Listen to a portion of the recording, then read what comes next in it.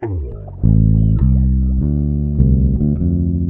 right, so this is Unfuck the Poor. I'm your host, Joe Love, and the first things first, if you've been enjoying this podcast, and I know 12 of you are, do me a favor and give us a 5-star review.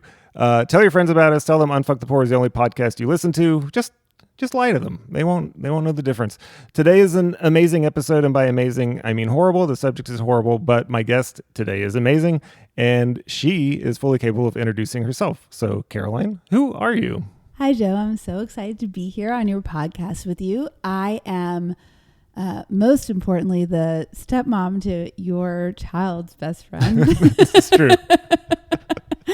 But separate from that, I am a professor at Vanderbilt. I'm writer in residence in the Department of Medicine, Health, and Society. I write poetry. I also yell about the world in op-eds and sometimes on MSNBC. I saw that.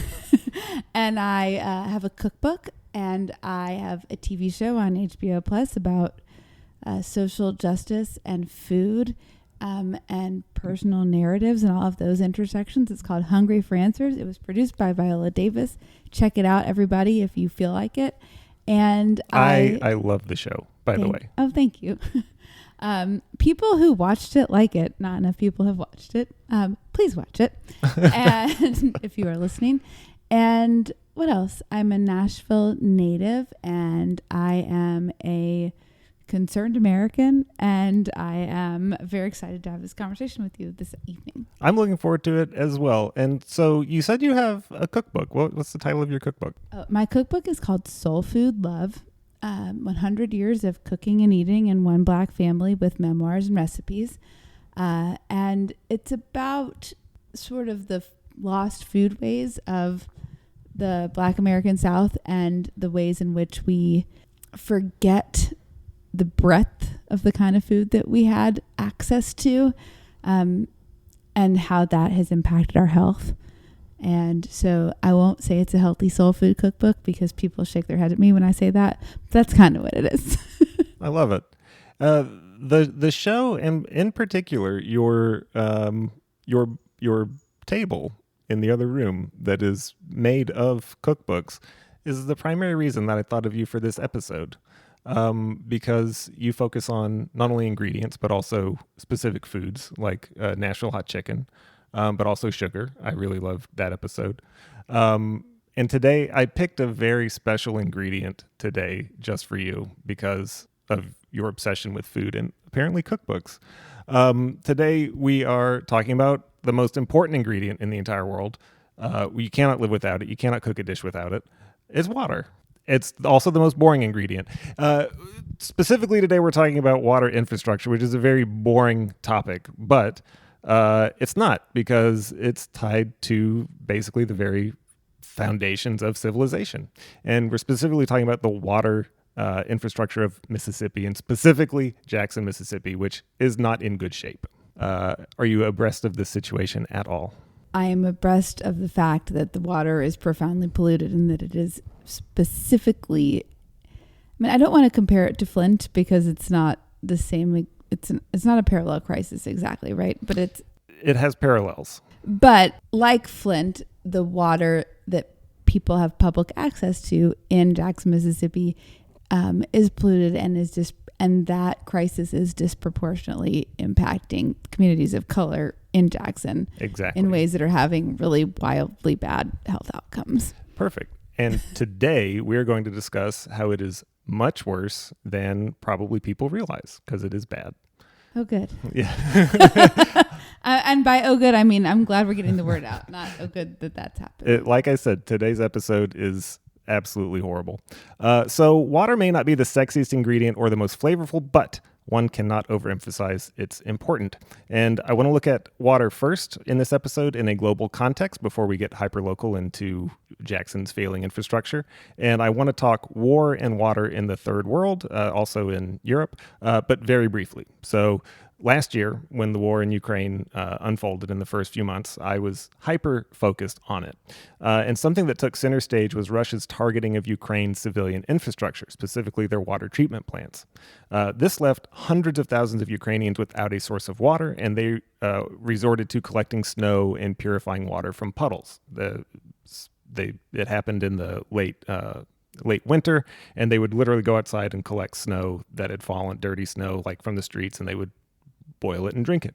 And in the first days of Israel's 2023 assault on Gaza, one of Israel's first retaliatory measures was to literally shut off the main water supplies feeding Gazans. And if you follow any Palestinian users on TikTok or Instagram, you may have seen some videos that show Palestinian journalists and civilians posting how they get their water. It basically just shows them standing in line for hours, just waiting to get a few liters of water.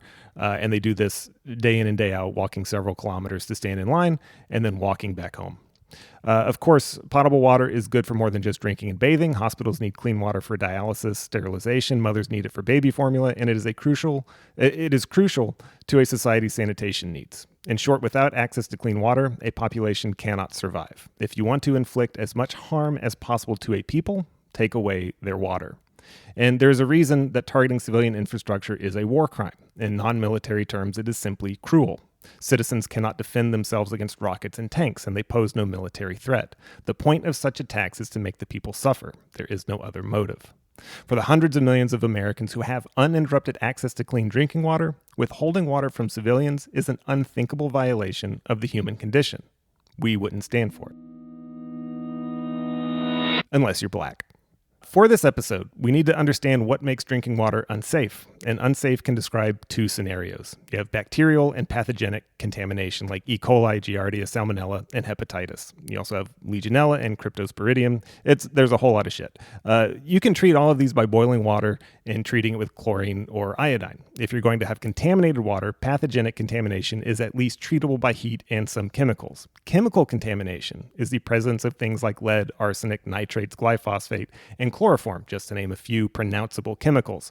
And this is not easily treatable at home. You can't boil lead or chloroform out of drinking water. In fact, quite the opposite. If you boil this kind of contaminated water, you concentrate the harmful chemicals in it because the water is gone. That is new information to me. You can thank my interest in prepper culture for knowing that. I thought I always call myself a liberal prepper, but I am now newly informed. New dimension. You can filter heavy metals like lead and particulates like silt and sand out of water, but you can't filter out chemicals like chloroform. As far as water treatment goes, the operation of modern industrial treatment facilities is paramount to providing the safest possible source of potable water. You simply can't treat everything at the top. Caroline, let me ask you a question. Do you know what a municipal bond is? I don't want to admit that I don't. I didn't either. It's some kind of safer way of storing your money, right? I mean, it's actually. Yeah, right. Like a municipal bond is bonds are safer than stocks, and municipal bonds are, I'm assuming, some municipally oriented iteration of a savings bond.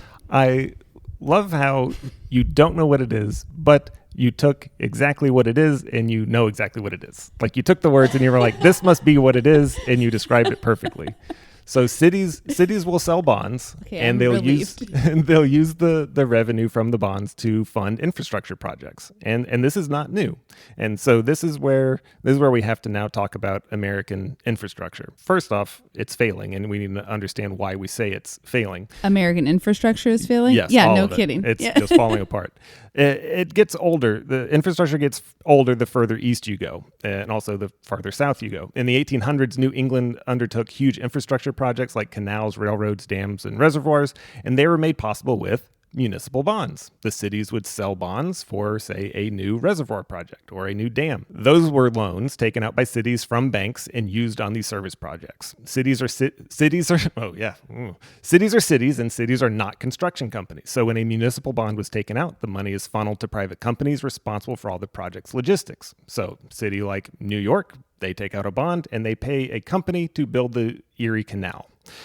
This canal, just for reference, connects Lake Erie to the Hudson River and the Atlantic Ocean. This was a major milestone for American infrastructure. And this is important because New York's financing of the Erie Canal project was such a huge success, the canal tolls paid for construction in the first year, that this was like a proof of concept for municipal bonds to fund other major infrastructure projects. So this became how infrastructure in America got started. So those are municipal bonds. The second part of infrastructure. Are you familiar? Have you ever heard of government charter corporations? You can probably use your context clues and deductive reasoning to figure this one out too. I mean, I would assume that there are corporations that have been received financial backing from the government in order to manifest themselves in the world. Is that right? Perfectly stated. Yes. So government chartered corporations. I feel terrible that I can't just reel off. I'm sure that my 8th grade social studies teacher would be disappointed in me. I'm sure he taught me this. I was taught this. Anyone who's listening to this who educated me, I don't mean to disrespect you by not remembering. I'm sorry. I will share with you a quick secret. I knew what municipal bonds and the government charter corporations were because I've read about this a lot in the past. But when I was writing this episode, I had to go back and look them up because I do not retain information very well. That makes me feel bad. Yeah. So good. So government charter corporations, those are the private companies that are officially contracted for the construction of these projects. Union Pacific Railroad should be a name that we all recognize that started as a government chartered corporation. These are privately held corporations with a limited charter, and typically they exist for the duration of a construction project. So they're dissolved after the project is over. So for the people making money from government charters, it would be great if they could keep making money without the government interfering. And through a lot of lawsuits, ultimately the corporation became a person. Cool. Corporate personhood. That's because of, long story short. All right, so municipal bonds paid for government chartered corporations to build infrastructure projects, including, and perhaps most importantly, water supply projects. Reservoirs and dams and in-ground pipes require a lot of maintenance, and in the 1800s, it was most common for the government chartered corporation to hold the contract for maintenance, distribution, and billing. In short, America's water was privatized from the start. This eventually got turned over. Most municipalities that had private water companies, that charter expired, and then the municipality took over, usually with their own waterworks department or kind of subcontracting that out. However, this is a problem. Government charters are essentially sanctioned monopolies. And in the case of privately held utilities, the utility itself became a commodity subject to price hikes, poor regulation, or oversight, and like all commodities, in danger of becoming a product accessible only to the well-to-do. Equitable and comprehensive distribution of utilities to wealthy and poor alike was not guaranteed. The switch from private water companies to public waterworks happened gradually but definitively. In 1800, less than 10% of waterworks services were publicly owned. By 1924, 70% of the water supply was publicly owned. Municipalities could provide water and service infrastructure equitably among all citizens simply by charging nominal rates to keep up with maintenance and expansion. Now, there are some key factors that I want to go over real quick. Health, sanitation, and fire department service. The push for publicly owned water supply and wastewater treatment was predicated on the idea that private companies simply provided better service all around because they were not bound by the desire for profits. However, private waterworks more commonly use water filtration systems than public utilities.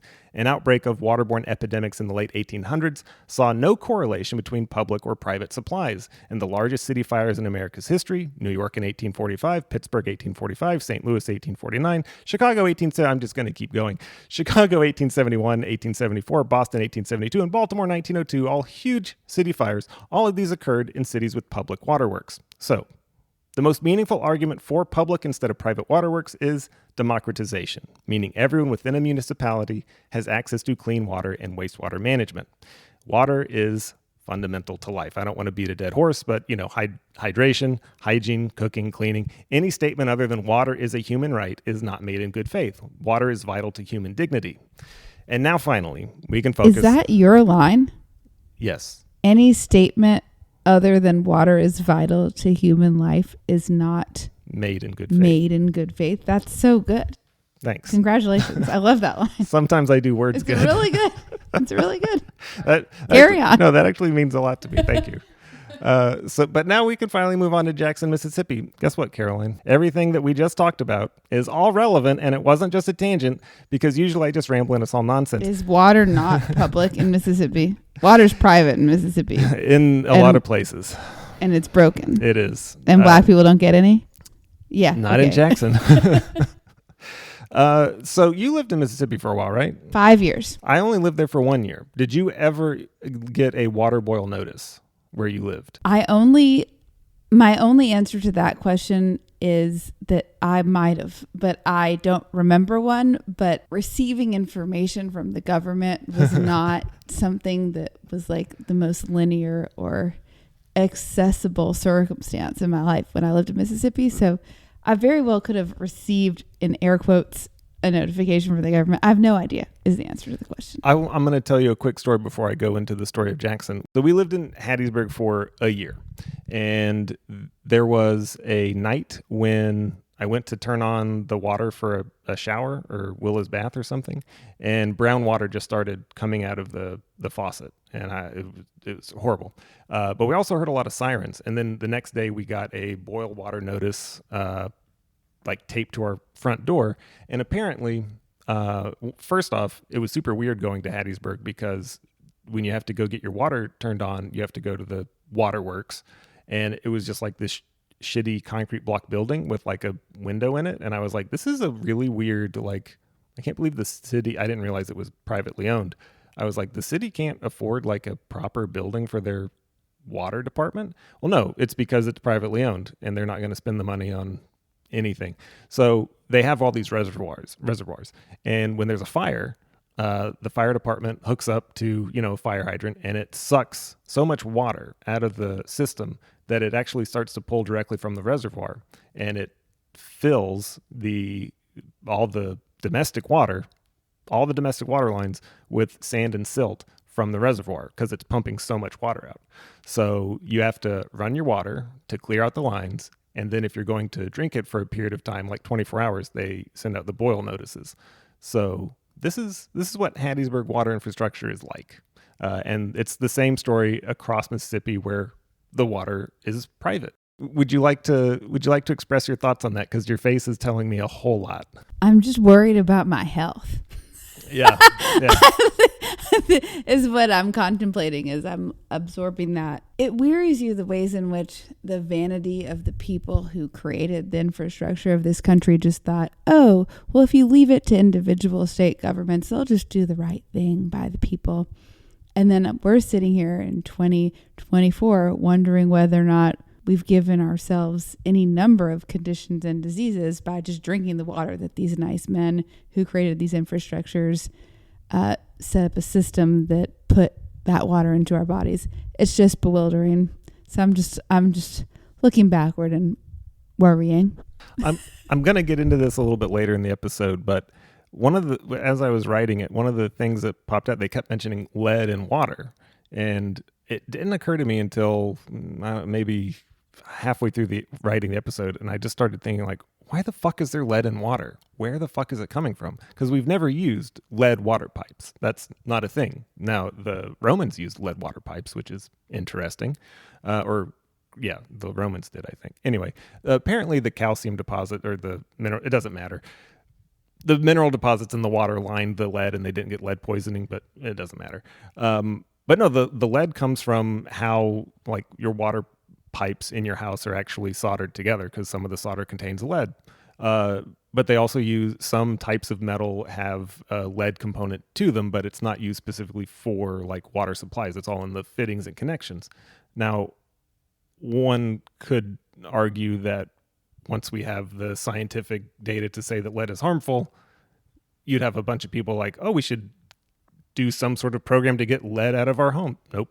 Now we have this whole thing about lead paint. We don't sell lead paint anymore, but you can still buy lead is in a lot of stuff. But it's very expensive to fix the plumbing. Yes, it is. And we just don't have the money for that. We just don't have it. Okay. We find the money and we just have to spend that money on people in the hospital instead. Whew. All right. So now back to Jackson. In 1888, the city of Jackson, Mississippi used municipal bonds and granted a corporate charter to the Light, Heat, and Water Company of Jackson for the erection of a public school building and associated utilities, as well as providing a clean supply of water to the city and fire hydrant locations. Now, this contract had everything. It had an 8-mile section of water mains, tie-ins for businesses and private residences, and a 20-year service contract that guaranteed constant clean supply of water for the entire duration. The contract was also quite specific, calling out water pressure requirements and pump flow requirements, 2 million gallons a day. In 1908, the 20-year contract was up, and the city of Jackson purchased the water rights from the Light, Heat, and Water Company of Jackson. Back then, the population of Jackson was between 8 and 10,000 residents, and eventually the 2 million gallons a day wasn't enough. The construction of the J.H. Fuel water treatment plant in 1914 doubled the service of Jackson's water system, capable of providing 4 million gallons a day along 500 miles of in-ground water mains. Up until 1970, the vast majority of in-ground water pipes were cast iron, cheap, easy to form, easy to place. But cast iron is also quite stiff, brittle, and it rusts, like a lot. Like any amount of water on cast iron will leave behind a superficial layer of oxidation. Any prolonged exposure to water, say a leak from a faulty joint, will cause heavier rust to form, which will then eat at the cast iron structure. That's bad enough. But cast iron is so brittle because it is very rigid. It has no flex to it. Most steel or iron alloys have some amount of flex, but not cast iron. If you've ever cracked a cast iron pan, you're aware that cast iron is durable, but brittle. Now, if you live in most any other city or state in the U.S., cast iron pipes aren't so bad. Many are still in service. But in Jackson, Mississippi, the use of cast iron was an exceptionally poor choice thanks to the specific type of soil it's buried in. Alluvial? I think so, but it's specifically called Yazoo clay in Right. Mississippi. Yeah, there you go. Sorry. But I think you're right. Yazoo clay is mostly free of impurities such as sand and silt, which would normally allow for better absorption of water. Because of this, dry Yazoo clay acts like one of those spongy dinosaurs that we used to play with that's in the little pill and then it gets big. It absorbs water, puffs up, and then starts seeping water. As the ground freezes and thaws, as it dries and moistens, the Yazoo clay is constantly heaving and sucking, shrinking and growing. If you spent any time driving through Mississippi, you may have noticed that many of the old roads look like roller coasters. They really fucking suck. They're also constantly repairing them. They're also notorious for getting huge potholes in them. Yazoo clay is responsible for structural damage in buildings, the failure of road beds, and for exerting extreme forces on Jackson's brittle cast iron water mains. So, combine the heaving Yazoo clay soil with cast iron and you get leaks and breakage. Then consider the ease with which cast iron rusts, and it should be no surprise that Jackson's water infrastructure was doomed from its inception in 1888. It is the civil engineering equivalent of the Ouroboros. I wrote that, and I think I wrote that for you, but because my memory is so bad, what is the Ouroboros? What is the Ouroboros? The snake that eats its own tail. That's right. Oh, fuck. Come on now. Damn it. Are you kidding me? I thought you were teeing that up for me. Of course. Oh man, sci-fi nerd or fantasy nerd. I don't even know. Mythology nerd, all of the things. Yeah, snake that eats his own tail. That is the danger of writing something like months ago and not reading it again. That's brilliant. It is an Ouroboros. It eats itself. It built a system, a self-canceling system. In the 21st century, with climate change bringing annual record-breaking cold snaps in the winter, Mississippi's water infrastructure is failing at an exponential rate. It is bad and getting worse. It is, in short, a clusterfuck. Arguably, there is no way that engineers in the 1880s could have predicted the impact climate change would have had on Jackson's water system. They probably also couldn't have predicted that 140 years later, there would still be cast iron in the ground. But Mississippi's current government doesn't need to predict the future. It just needs to turn a compassionate eye towards Jackson's citizenry. Unfortunately, the state legislature appears to be going out of its way to bring maximum suffering to Jackson's 83% black population. So this is where, in the episode, the Jackson water crisis, this is where everything comes together. This is the intersection of race, climate, infrastructure, and politics. And this, not just the water being an ingredient and you liking food, but this is why I wanted to talk specifically to you, Caroline. I don't like spelling things out for listeners, but for this specific topic, the history of infrastructure is just as important as what's happening today. I will get into details, but I do want to ask you, knowing what you know, we discussed at the beginning of the episode about Jackson's water crisis, just hearing what you've heard, what we've been through right now, knowing that Jackson is predominantly black, and this is also the seat of government for the state of Mississippi, which is the representatives are majority white. I'm just wondering, in general, what your thoughts are on where this is going, where you see this going, or any kind of experience or insight you might have at this point before we get too far into the politics of this episode. With my opening gesture to name and claim my relative amateur level of insight into this crisis, I think that from what you've laid out, and from what I understand of my own lived experience in Mississippi and my own sense of the ways in which America is historically dysfunctional when it comes to serving predominantly Black communities, especially in the South. What I'm thinking about when I contemplate your question is that I'm a little bit heartbroken at the outset, because what I am sure of is that people do not historically throw money at problems that only affect Black people. And so it doesn't really matter if the central seat of government is in Jackson. Everybody has like a condo or like a little apartment in the one fancy high rise in town, and their real house is 45 minutes out of town, another county, another district. They're not concerned. The people of Jackson will suffer, and the people in power will remain unbothered. And they will talk about they will talk about historical integrity of the system, of the pipes. They'll talk about how precious it is that we've had those same cast iron pipes with their lead, and how interesting that is, and how we need to figure out how to conserve those things which are ancient and historical and of some sort of ideological value in that dimension and description. And the people who are adversely affected in terms of their health on a profound and practical and fiscal level don't have the money to actually advocate for themselves to actually argue that point. And so I think that probably they will be overcome and underserved indefinitely is what I think when I hear you ask me that question. This is an excellent part for us to take a tangent. In full disclosure for our listeners, I did send Caroline this episode before we did it, and but I asked her not to prepare for the episode.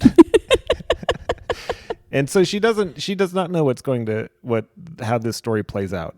But I think it says a lot about how transparent we are as a society, that Caroline has essentially hit the nail on the fucking head. Wait, really? Yeah. The only exception is I have not heard. Somebody may have said, but nobody has said that we need to preserve the water pipes because they're historic. But I bet we could find somebody who said guarantee you. But everything that's about to happen in Jackson, politically and with the infrastructure and everything, it is going to line up with everything that you just said. And this is where things get horrible, considering that we are talking about something so vital to human life as water. It's comforting to me, though, to know that I was right, because it makes you be able to actually plan for the future, because you can go, okay, I know how this is going to go, so I'm going to make some other plan. Perfect. It just keeps your eyes clear and on the prize about looking forward. So currently, Jackson's 150,000 residents are without regular access to clean drinking water. And this is today. There have been some improvements, but 150,000 residents, they are still having issues in 2024 with getting regular access to clean drinking water. There is currently a class action lawsuit of some 1,000 residents against the city and the state for lead-contaminated drinking water. And the response from the state has been to deny responsibility and to blame the city itself for its infrastructure problems. And the thing is, the entire history of Jackson's water infrastructure has been plagued with problems, from deferred maintenance to boil notices to misappropriation of funds. But the state's current stance is one of collective punishment. Because city leaders failed to serve its citizens, the citizens must suffer. So let's talk about that. April 2015 also saw a strange but telling battle between the mayor of Jackson, Tony Yarber, and the Jackson City Council. Amid an onslaught of broken water mains, destroyed roads, and the failure of a pump at the O.B. Curtis Water Treatment Plant following heavy rains, Mayor Yarber declared a state of emergency in the city of Jackson. Hoping to receive emergency funding from the state, the city council voted overwhelmingly against the emergency decree. Now, it's important to note that Tony Yarber is Black, and the city council was majority black. With Councilman Melvin Priester saying that the emergency decree might set the wrong precedent if the city council was declaring potholes and busted water pipes an emergency. That city council vote meant that the governor's office wouldn't recognize the need for repairs, which meant Jackson would not be eligible for federal funding. Later that year, August 2015, heavy rains inundated Jackson, leading to water main breaks and several road failures. On August 11, 2015, Mississippi Public Broadcasting canceled a screening of its documentary, Rising Above the Surge, the Post-Katrina Coast, due to loss of water service. I don't have any fucking thing to say about that because it's so fucking absurd and so fucking fitting that a documentary on the climate catastrophe and blatant racism in the aftermath of Hurricane Katrina would be canceled due to climate change impacting another black community. That is something out of a fucking Coen Brothers movie, is what that is. It is like that part right there. Like I could not come up with that in a million years if I wanted to. So let's fast forward just a bit, because in 2021, this is actually really good. I really like this. Okay. In 2021, when Jackson was going through its latest water crisis, former Mayor Tony Yarber, who wanted to declare an emergency but was voted down by a city council, took to Facebook to remind the people of Jackson that he had sought a state emergency for the city, but the city council and then Governor Phil Bryant did nothing to help. This was his Facebook post. Quote, "Y'all remember when I declared an emergency for the city's water infrastructure in 2015? You remember the one city council overturned and then governor didn't act on and most of y'all laughed at? Okay, welp, go on back to your Hobaths."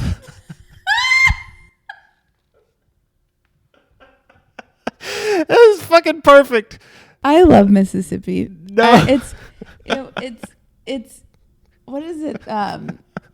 Barry Hanna, great Mississippi writer, a white Mississippi writer. He said the deep South may be wretched, but it can howl. And that is, this whole circumstance is a manifestation of that quote. Former Mayor Yarber's Facebook statement was perfect. Absolutely on point, no notes. So let's go back to 2015. That was the same year that water sampling in Jackson discovered that 22% of Jackson households had lead-contaminated water, far exceeding federal action levels. Hinds County, where Jackson is, has the highest number of children in the state with elevated blood lead levels. Now, remember we discussed difference between contaminants, biological and chemical. When water mains break, untreated water can enter the water lines and the city will issue a boil notice. When you discover lead in your water, no amount of boiling will remove the lead. You have to get bottled water. So Jackson, Mississippi has a water crisis on multiple levels: degrading infrastructure, untreated water that needs to be boiled, and contaminated water that is completely unsafe to drink. So from 2021 to 2023, the city of Jackson issued over 300 boil water notices and reported more than 7,300 line breaks. The problems keep compounding. Let's move on. So what does it take to fix this mess? Obviously, Jackson's water infrastructure is broken.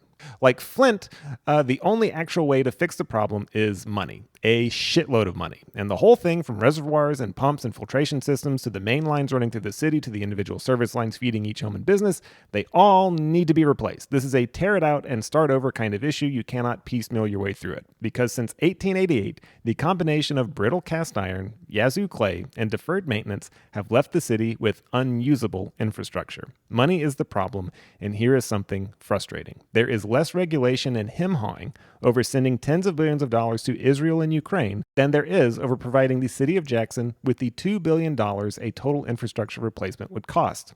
As it is, the city of Jackson cannot foot the bill on its own, and the Mississippi State Legislature and Governor's Office place the blame solely on Jackson's leadership. And it's the legislature and governor holding those funds away from the city of Jackson. We're going to get to this in a minute. Mississippi has $2 billion for infrastructure, specifically because of this. Jackson isn't getting it. We're going to get to that in a bit. Yeah. Let's talk about race, because as a Southern white guy who is meant to be canceled, I can afford it. I'm fine. The condition of your life is on trial at the moment. Yes, it's true. And within, like, in Western society. And I am okay with that. As a Southern white guy, this next section, just bear with me here. It'll all come together in a minute. Every single tactic used by the state of Mississippi to deny the city of Jackson funds is definitely what racist Southern white guys would do. And I have a sixth sense about these things because of how I was raised. And the reason I'm giving you this long intro is to demonstrate that, yes, white people can be racist towards a whole ass place. Not just the people there, but like the whole fucking place. And Caroline, because I can be canceled and it's okay, I would need to share, I need to use my mouth to put out words that I don't think I've ever actually said out loud myself. They are offensive, and I am going to apologize. And they are demonstrations that white people can be racist towards whole ass places. The first, and you've probably heard of it, is the nickname that white people have for Memphis. Memphrica. There you go. That's gross. My friend's white brother told me it when I was in middle school, and he thought it was so funny. I'll never forget. It was awful. Of course he did. The second is the nickname for Atlanta traffic, the Watermelon 500. I had not heard that ever. Ugh. Right? Isn't it? And it came out of the guy's mouth so casual, like, how'd you like the Watermelon 500? And I was like sitting there like, what the fuck is this guy talking about? And then I was like, good grief. I don't know. And he was like, yeah, I hate driving through Atlanta. I was like, what the oh. So I want to make it clear. I want to make it clear that both of these nicknames came to me from older Southern white guys, and that is the very same demographic running the state of Mississippi. So that's right. I'm going to give you a brief timeline along with some commentary, and we're going to get to the bottom of all of this. Is it possible that Mississippi's government is racist against its largest city, which also happens to be majority black? Yes. You are correct. You are correct. Yes, it is possible. 100%. Let's discuss how that's possible. All right. So in 2021, Mississippi's Lieutenant Governor Delbert Hosemann, which, by the way, here's what you need to know about Mississippi politics. All the white dudes have the weirdest fucking names. Preposterous. Delbert Hosemann, in discussing Jackson's water crisis with a reporter from Mississippi Free Press, asked the reporter a rhetorical question. Quote, you remember during Kane Ditto's administration? He did repair work on water and sewer. So what happened since then? End quote. Now, for context, Ditto was the last white mayor of Jackson. So when was that? That's a good question. Was that like a Nixonian circumstance? No, this was in the 90s. I think it was 95 or 96. Oh. But don't worry, because he's not right. All right. So what's the takeaway from that other than saying that the reason the infrastructure is failing because of black leadership? And the thing is, Hosemann is conveniently leaving out crucial context. Following Ditto Kane's administration, Harvey Johnson Jr. was the first black mayor of Jackson, and during his 12-year administration, the city spent over $200 million on water and sewer improvements alone. So, responding directly to Hosemann's comment, former Mayor Harvey Johnson clarified, quote, in my administration, we put up 2 new water storage tanks, came from under an EPA-imposed consent decree on our oldest water treatment plant where it was discharging into the Pearl River. We were able to direct that. It cost $10 million to $12 million just to do that, end quote. All right, so sorry, I forgot. There's also another major issue with the water infrastructure in Jackson, and I'm so sorry. This one will be quick. Billing. The water billing in Jackson is broken. You have the meters in front of your house, and the water company comes and they read the meters and they charge you for what you've consumed that month. And the sewer fee is usually a flat rate. All that shit's fucked in Jackson. Back in 2010, the city of Jackson began exploring automated metering systems. In 2013, the city signed a $90 million contract with the Siemens Corporation. They are an Internet of Things technology solutions company that does a little bit of everything from healthcare equipment to water meters. The proposal was to bring Jackson's water metering up to date, but Siemens botched the job and left the metering and billing system in worse shape than when they got there. Some Jackson residents don't even receive bills, and some residents get random monthly bills in the thousands or tens of thousands of dollars. I believe one woman in Jackson got a bill for $30,000 for her 2-bedroom home. So fast forward to 2020, and the city of Jackson finally settled with Siemens out of court for $89.8 million. That doesn't mean a whole lot. So here's the whole scope of the problem. In February 2020, Jackson Public Works Director Bob Miller told the Jackson Free Press that the city had, quote, 34,804 active water and sewer customer accounts with outstanding balances over $100 that are in arrear over 30 days. The total for unpaid water bills, $43,541,000 something. All right, here's the kicker. In the system that Siemens proposed, the combination of a specific meter and specific billing system was one that Siemens had never implemented before. Jackson, Mississippi paid $90 million for an untested system that left them with $43 million in unpaid contested billings. They royally fucked up Jackson as far as billing goes. There's another component to this, and that's the assertion by current mayor Chokwe Lumumba that Siemens resold their meters. This is also fucked up. Siemens resold their meters to Jackson middlemen, essentially jacking up the price per meter so that intermediaries could get some of Jackson's money. So Siemens came into town. They found basically brokers. They sold, instead of selling the meters directly to Jackson, they sold them to a third party who then sold them to Jackson, and then they jacked up the price. So Jackson is not getting all they can for their money. All that being said, surely the state of Mississippi would take Jackson's side in all this, right? After all, they got fleeced, right? No. Why on earth would they do that? The state of Mississippi is run by wealthy white people. This is true. And Jackson is black people. So the state of Mississippi wouldn't take Jackson's side, right? You are correct. You are correct. But it's worse than you think.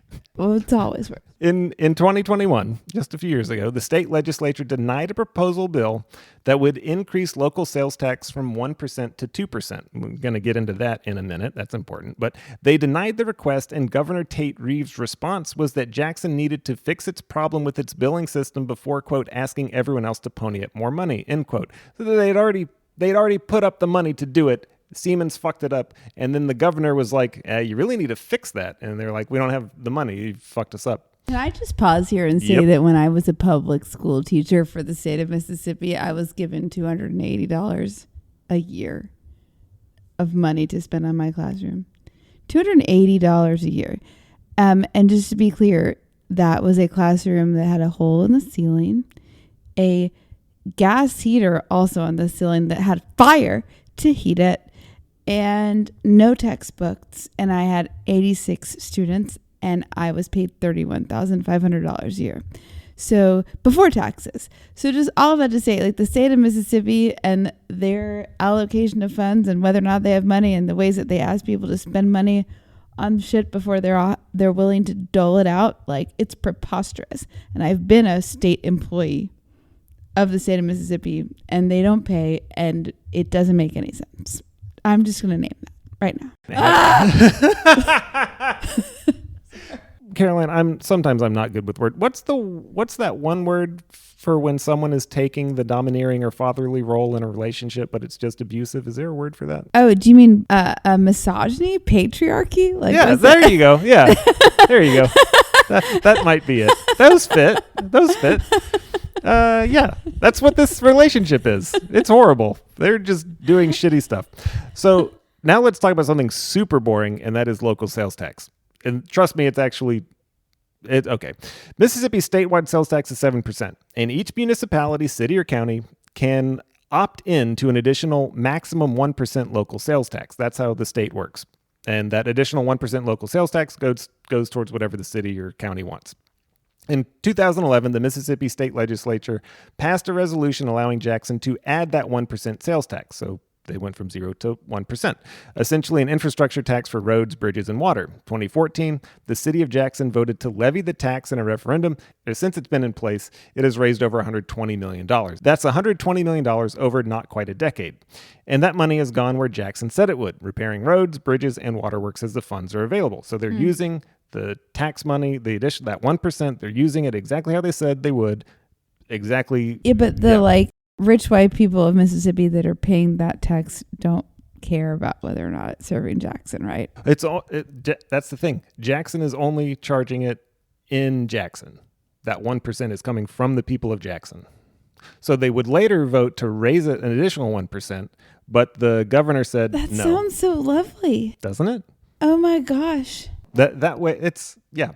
So way back in February 2023, not a year ago, State Rep Trey Lamar, he represents parts of Lafayette and Tate counties, and he sits on the State Ways and Means I've lived in Committee. Lafayette County. Is it nice? I've lived in Lafayette County. The State Rep Trey Lamar on the State Ways and Means Committee introduced House Bill 1168, which explicitly restricts the use of Jackson's 1% local tax for water infrastructure only, stating, quote, "I feel like ability to have fresh, clean drinking water and not have sewage running on top of the roads at this point in time is a higher priority than paving potholes," end quote. So the thing is, they're using the potholes again.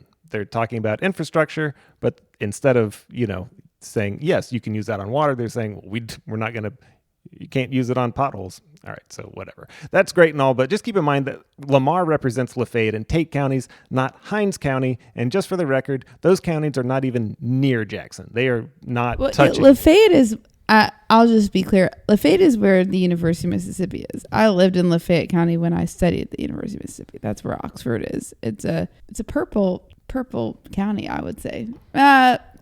Magenta. It's got heavily. It has a whiff of blue. Perfect. Okay. So now let's move on to the money. Do you remember how COVID ruined everything? Continues to ruin. Yes. Yeah. It's been 2020 for 4 years. That's correct. Anyway, Biden sure remembers how COVID ruined everything. In 2021, Congress passed the American Rescue Plan Act. That is a $1.9 trillion stimulus fund to speed up the nation's recovery from the COVID-19 pandemic. Out of that $1.9 trillion, the state of Mississippi received $1.8 billion, but Mississippi decided to allocate 10%, $180 million, to water systems for the entire state. Of that $180 million, Jackson, Mississippi has been granted $36 million, and there are conditions. Mississippi's legislature imposed extra oversight on the ARPA funds for Jackson and for no other jurisdiction. Any money awarded to the city has to be kept in a fund controlled by the state treasury, overseen by both the Department of Finance and Administration and Department of Environmental Quality. No other city or county in Jackson has that kind of oversight. The ARPA grant money was a one-to-one grant made possible by the Mississippi Municipality and County Water and Infrastructure Grant Program for matching project funds. So the cumulative grant total is $71 million. That is still far short of the $1 billion price tag for completely repairing Jackson's water infrastructure, and in fact, it doesn't go very far. The allocated funds have already been earmarked. $1.65 million for raw water treatment, $1.45 for chemical feed automation, $2.75 million for general pump repair, $4.4 million for Mill Street sewer basin reconstruction, $9.2 million for general filter rehab, repair and replacement, $11.7 million for West Bank interceptor rehab and sewer repair and reconstruction, $3.85 for general filter rehab, repair and replacement. They've marked all the funds up. They have exactly where it's going. It still does not fix the problem. There is no funds there to fix the metering problem, the billing problem. It's too expensive. And there's no funds for basic infrastructure like replacing old cast iron or backfilling Yazoo clay trenches. Oh, I forgot to mention. Do you know how you fix the Yazoo clay problem?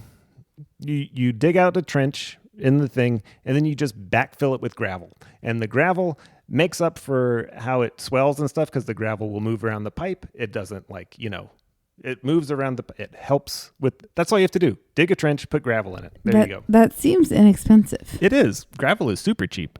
It's called engineered backfill. It's just gravel. Now, an interesting thing happened during the 2021 Jackson mayoral debate. Mayor Lumumba recounted an exchange he had with Lieutenant Governor Delbert Hosemann when asked about fixing Jackson's water infrastructure. Lumumba said, quote, "I sat down with the Lieutenant Governor to talk about Jackson's infrastructure problem. We had a conversation that lasted for about an hour and a half, and he asked everyone to leave the room only to say, 'Mayor, I need you to give me my airport,' and I look at it for about $30 million. So not only am I supposed to be dumb, I'm supposed to be cheap, right?" End quote. Hey, apropos of nothing, let's talk real quick about that airport. We're talking about the Jackson Medgar Wiley Evers International Airport, which up until 2016 was governed by the 5-member board of Jackson Municipal Airport Authority. These are a lot of things that nobody knew existed. Those are all local Jackson positions, all black. In 2016, the state legislature passed House Bill 2162, which essentially stole the airport from the Jackson board and replaced it with a board of 9, with only 2 spots open for Jackson representatives. Now that might not, okay, that seems bad. But it's actually worse than that because the Jackson Airport provides revenue to the city of Jackson. The new 9-member board would divert that money out of Hinds County and Jackson, majority black, and into neighboring Rankin and Madison counties. They're mostly white counties. The airport revenue is yet another key component to solving Jackson's infrastructure crisis. They need the airport for more money to fix their infrastructure problems. Those dates, they don't line up, though. The bill was passed in 2016. Lumumba was talking about a conversation with Lieutenant Governor Hosemann in 2021. Well, that's because the airport drama has been tied up in federal courts for the last 7 years. It wasn't until June of last year, 2023, that the Fifth Circuit Court of Appeals agreed that the takeover would result in concrete damages because the board members would lose their benefits. That's it. They would lose their benefits, not because anyway, yeah. However, the legal battle has not been about benefits. The legal battle has been about racism, explicitly stated in Jackson's appeal, and the literal stealing of much-needed funds from the city. However, the courts have refused to hear the racism argument, stating that there is no ground to claim or prove it. When attorneys for the airport authority sought to subpoena communications from lawmakers specifically about the bill in order to show racial bias, a magistrate ruled that those communications were protected by legislative privilege, or white privilege. Last thing I'm going to say on the airport thing. During that same mayoral debate, the sole Republican candidate, white dude Ponto Downing, Ponto Downing, who calls himself a, quote, Tate Reeves Republican, said he could solve Jackson's water crisis in one fell swoop. Quote, I can get $470 million. Real simple way to do that. Sell the airport. Simple, be nice, comply with Tate Reeves, who is the governor, end quote. That is white dude talk for stop being uppity and do what you're told. That is how that is. Do you interpret it different? Because that's what it seems to me. Where are we at right now? Where are we at? I'm rendered speechless because I'm sort of processing. I lived in Mississippi from 2010 to 2015. So sort of at the beginning of the unfolding of this new wave of catastrophes that you're talking about. And it's funny. I mean, let me just say, I never flew out of Jackson.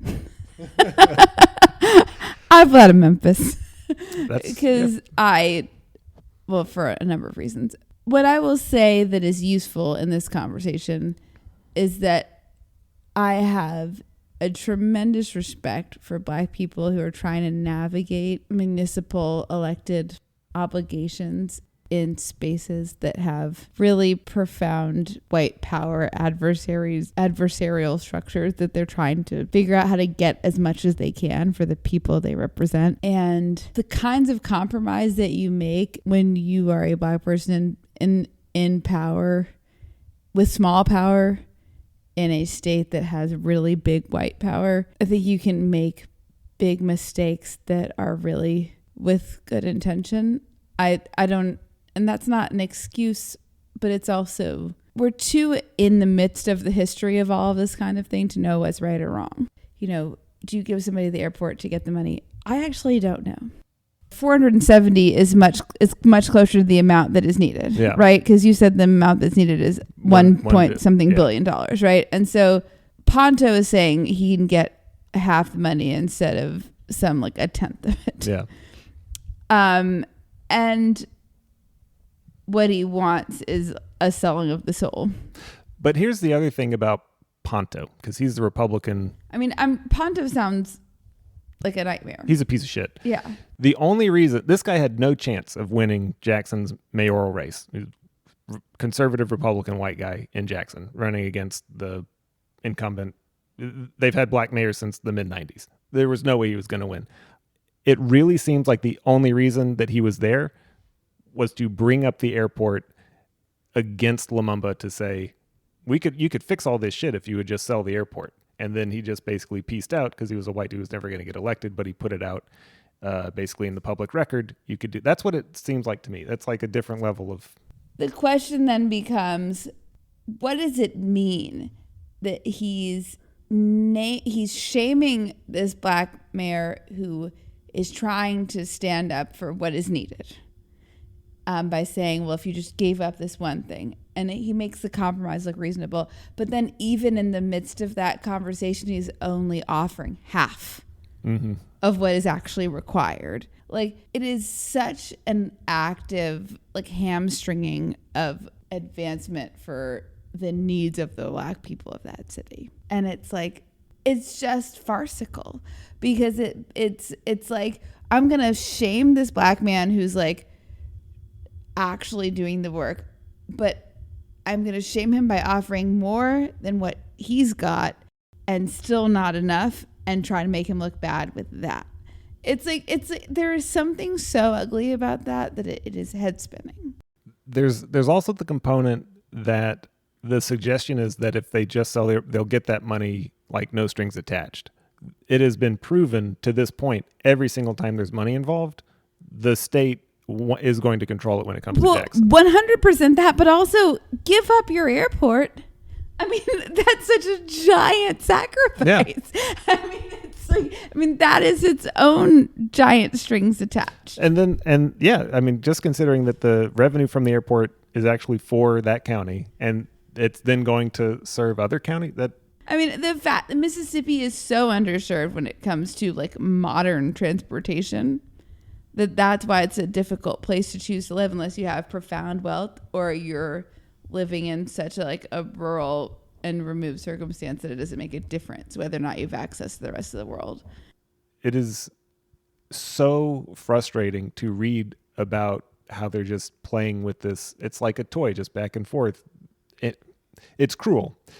So, all right, where do we stand with the water in Jackson? Last year, 2020, or 2 years ago, 2022, things were really bad in Jackson. 150,000 people without clean drinking water, contaminated water, sewage overflow to busted pipes. That's the entire city of Jackson without water surface. And since then, things have gotten better, from regular boil water notices and unpredictable service to now, to December 2023, service has been restored and the water is safer. So key points as to what's happened over the last year, and this is straight from the EPA's website. Flooding in Mississippi in early August 2022 caused the city of Jackson's already vulnerable public water system to lack sufficient pressure in some areas, leaving about 150,000 residents without drinkable water.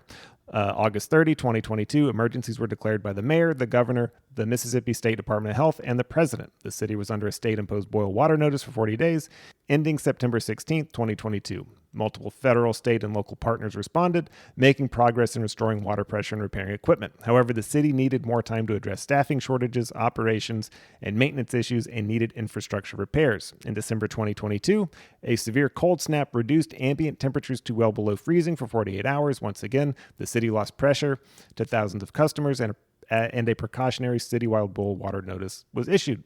There continues to be an imminent danger that the system could fail again and return to boil water notice without improved management, operation, and maintenance of the system. That's everything we've covered in the episode up to now. This is what we were leading up to, the 2022 water crisis. Drastic steps were taken, huge progress made. On November 29, 2022, the U.S. Department of Justice filed a lawsuit on behalf of the EPA charging that Jackson violated the Safe Drinking Water Act, failure to provide safe drinking water.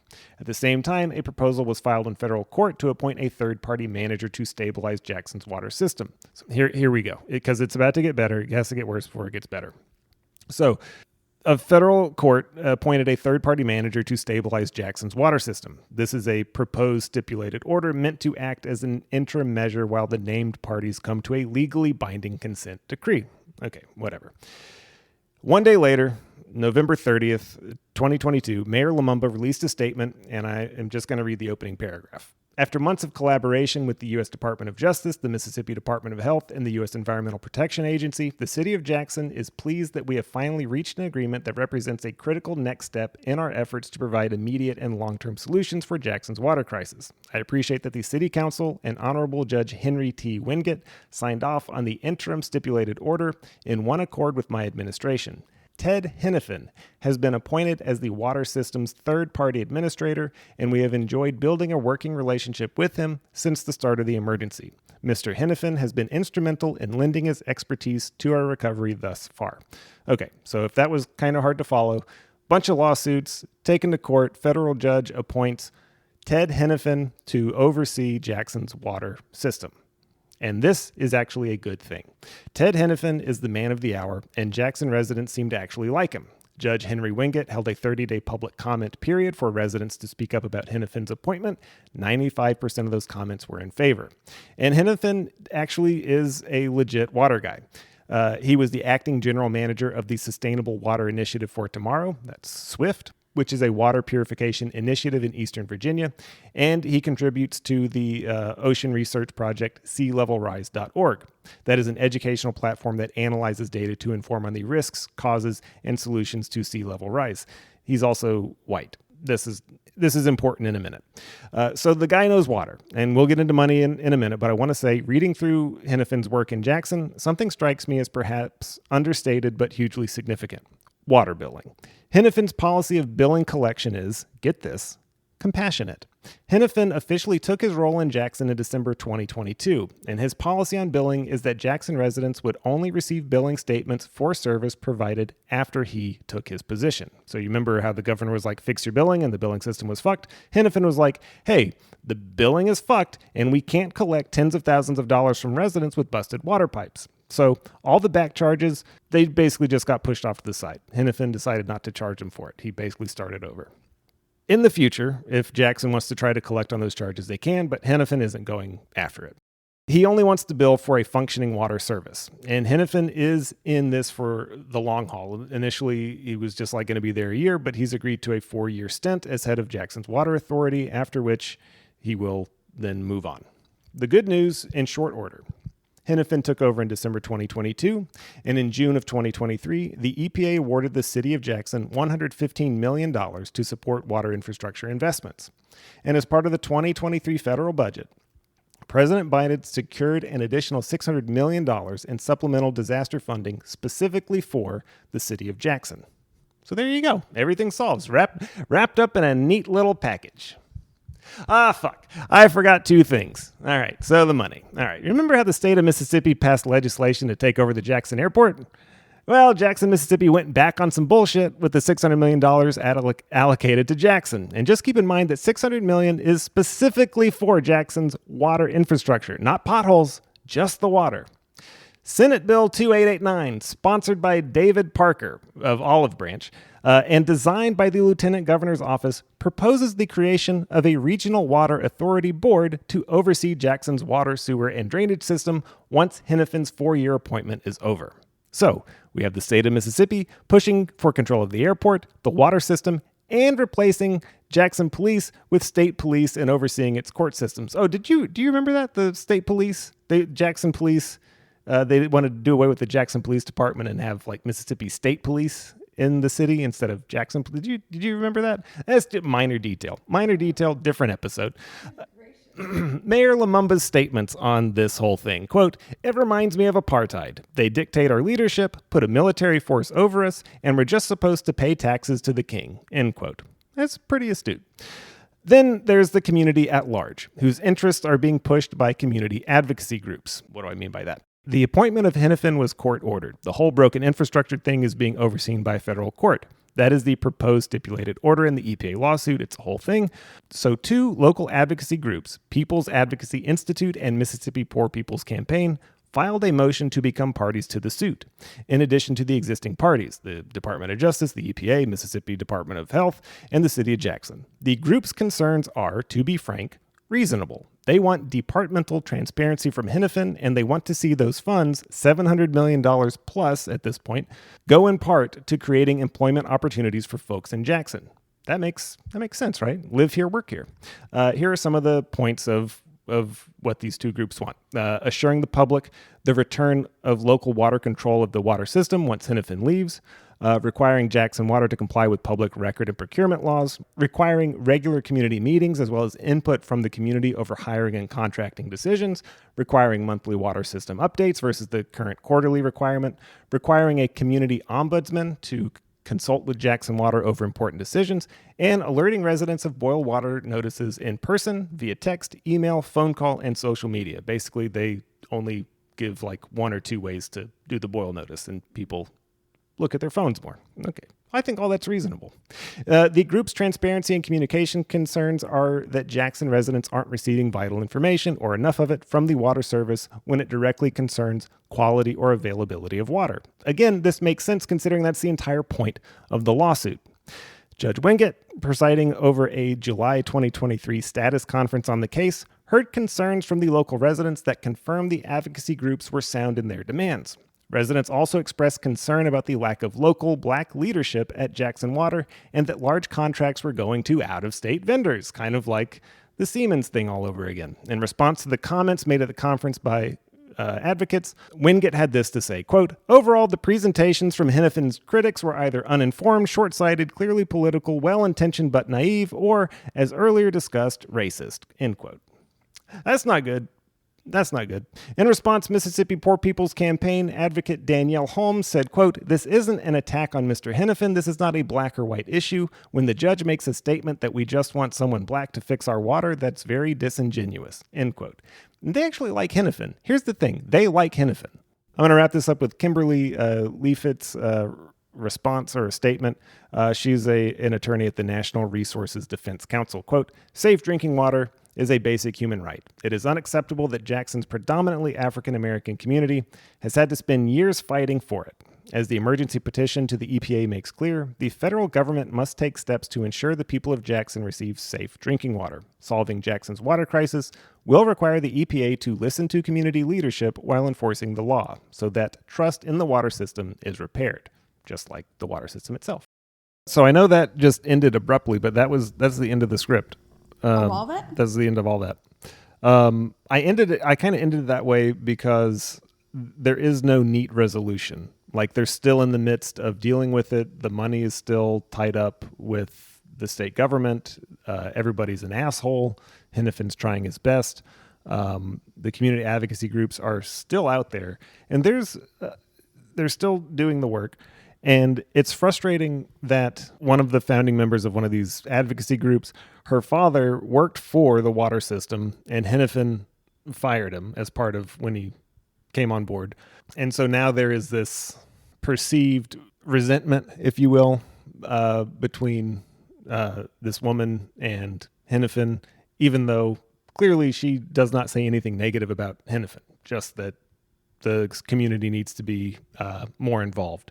But this has taken on its own life form. She's accused of, holding a grudge or whatever, and so the complaints of the group are not taken seriously. I felt it was important to end on the note about community involvement because when you get down to it, that's what the entire thing is about, is that the community does not have good representation, not in the state, not even in its own city. And all they want is what we have in basically every other major American city, even small cities: clean fucking water, toilets that work. Like, that's all they're asking for. And time again, they are basically just pushed to the side in favor of someone else's desires, whims, need for power, whatever. Well, I think what's interesting, one, yes. One, yes, everything you just said. But two, I think that this might be a complicated thing to say. In fact, I'm sure it probably is a complicated thing for me to say, but it is and isn't about community involvement. It's about, to me, when I listen to all of this unfold as you discuss it, having lived in Mississippi, continuing to live in Tennessee, it's about who as a country and who within a state we think our community is.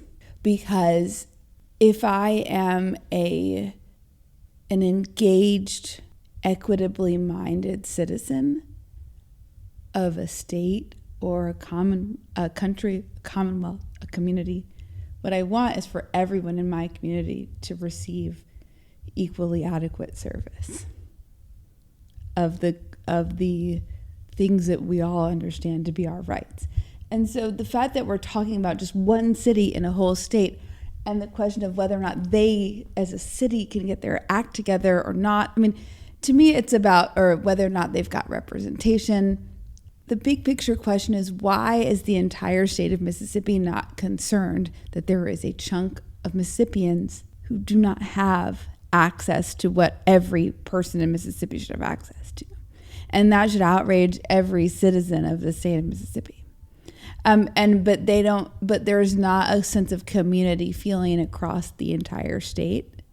And that speaks to some of the problems with small government in the first place. And that's the part that rings all of the alarms in my mind.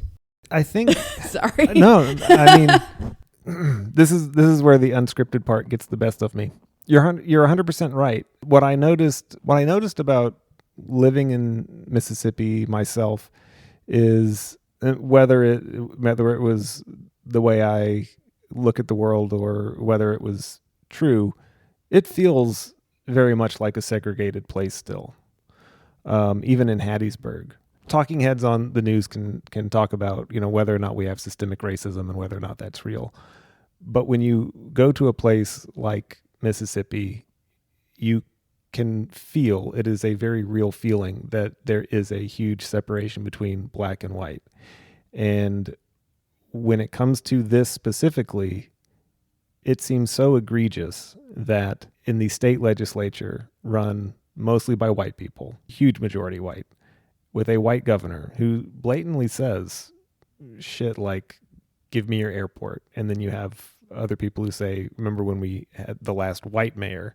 It is just blatantly racist. And I don't have the words to articulate. Well, the problem is that I wish it were blatantly racist, but it isn't. You They just don't say, think I so? miss that guy, right? Like, that isn't, if it were blatant racism, I mean, anyone who's listening to this should go back and just type into YouTube or Google Lee Atwater plus Southern strategy. Oh, yes. Right? And there is like a 2 or 3 minute clip of him talking about the evolution of like dog whistle politics. And he's like, back in the 50s and 60s, we used to just be able to say nigger, nigger, nigger, nigger, nigger. And then we couldn't say that anymore. And so we said things like busing and school districts and whatever else. And now we can't even say that. Now we just talk about welfare and we talk about, but it's all the same thing. It's still nigger, nigger, nigger, nigger, nigger, right? But it's not blatant anymore. So all I'm saying is like, there has been this very deliberate movement towards ensuring that it is not blatant so that people cannot actually call it out, because there's so much protection for white people who are still advancing these profoundly racist policies. And we don't have a place to call it out because it's been so embedded in subtlety, and in these very movable, malleable, amorphous forms that socially, like, we can't speak about it. And then the new way of manifesting your profound white supremacy and racism is couched in such well-scripted rhetoric that when you call it out, you're called a racist and a crazy person, and the white people are protected, right? And they're allowed to claim, how dare you call me a racist? That is so ugly. I didn't say anything like that. All I said was that I just named my needs, that I need them to sell me this airport, right? Like, where's the racism? Here's why I think it is blatant, because I speak that language. Mm-hmm. Like it is. I think this is why I got called racist against whites, is because I was willing to say, no, the shit that you do that you think is secret or you think is, but there are so perceived. few people who speak the modern iteration of white racism who are willing to translate it outside of their culture. Like, people like you that are willing to be like, no, that is racism. That is, like, I was trained to hear it and I know that that's what it is. And I'm going to announce that to the world. There are so few people that are willing to own and claim that that's what it is, who are not people of color. Because, like, people of color sitting here going, it sounds the same to me, whether they're saying, sell me your airport, nigger, nigger, nigger. It sounds the same thing. sounds exactly the same. It right? is the same. It is. But like to the well-meaning white American ear, they sound very different. Mm-hmm. And so the only person who's not a black person who could name that they're the same is a white person who's been on the inside, who's willing to talk about it, which is why I am so invested in having conversations with white people who come from the belly of the beast, right? Because like people who come from that and are willing to talk about the language that they know that is very secret, that's going to be what dismantles, or that's a really important part of what dismantles this. And here's the consequence of that.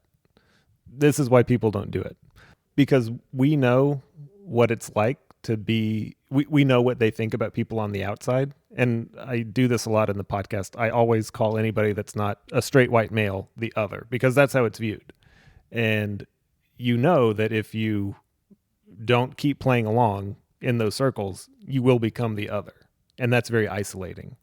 And to be honest with you, I grew up my entire life feeling that way, like very much. And now I'm approaching 40, and I'm like, am I really going to live the rest of my life like this? Like being afraid of not being accepted by this group of people that I really don't like or agree with? And this is a huge tangent. The thing is, I actually do, like, as individuals, like the people that I'm around. It's like it is difficult to actually convince others who don't hear the racism that no, what they're doing, that shit is fucked. That is completely fucked. And so I agree with you 100%. It's not blatant in that they have that plausible deniability where they can say, no, we're literally just talking about an airport. No, we don't want to spend federal emergency dollars on potholes. That's absurd. And you go on down the line, everything that we talked about. I mean, every single level, there is a chance for someone to back out and say, whoa, no. This has nothing to do with race. This is money. We want to make sure that, things are getting fixed. We want to make sure there's proper oversight, all that stuff. But time and again, I mean, you just looking at the racial makeup, you're like, why are they treating this one place like this? And you can be completely racist against an entire place. And I think that's what's happening. And it's horrible. It's horrifying. This was actually like a horrifying episode to do. And I've done episodes on like rape and stuff like that. But this, like, every single time you think like, okay, well, eventually like someone is going to step in, and no, there is even Ted Hennepin is eventually, he will go away, and he is not the white savior who's going to save the water. As soon as it's gone, they've already said they're going to try to take it over. It doesn't have a happy ending. I don't see how it does. If you could tell me that I'm wrong, I would feel I'd be able to sleep better at night. But I don't know. The answer is I don't know. This is actually how I end a lot of my episodes, with just saying, I have no fucking idea, and this is the episode. Yeah, well, I mean, I think we have to accept the gray area. So yeah, which I will let you end it and say the answer is we don't know. I was horrified when Russia invaded Ukraine and Ukrainians were left without water, and they drank from puddles. I was horrified when Israel shut off water into Gaza, the very people that they're bombing. I'm horrified daily by the rising body count, not only from bombs in Gaza, but from the lack of food and water. And I am ashamed to say that I was not equally horrified about the Mississippi water crisis, or even Flint, when I first heard about it. And kind of like what you've said, things won't change until they affect you personally. It took me realizing that I was concerned about these people all the way across the world about water, when I had been ignoring the same issues here. Not ignoring, but sort of passing them over like, oh, it's America. We'll take care of it. It's fine. That is so complacent and dangerous. And I can say now that it is, having done just the research for this episode, it is horrifying to see how it plays out with Americans who I could go and drive to like tonight and visit and learn about. Like, it is not far away. The only thing that I have to add to anything that Caroline has said is I can't actually add to what Caroline has said, because you have summed it up absolutely perfectly. I'm going to use your words at the very end because it was perfect. The answer is that in any system, until the people in power are negatively affected at rates that they find intolerable, things don't change. And that's just it. That's all there is. It's like, people can be homophobic, and then their child comes out and somehow their mind is changed. People can be anti-Semitic, and then their child marries somebody or converts, and then their mind is changed. People don't change until they have to. And have to is either personal or fiscal. That is very well put. That is perfect. Yes. And so I don't know. And the poor black people of Jackson not having water is not going to affect the pocketbook of the rich white people of Mississippi. Unfortunately. So unless their water gets bad, and somehow fixing their water also fixes the water of Jackson, I don't know if it will get better.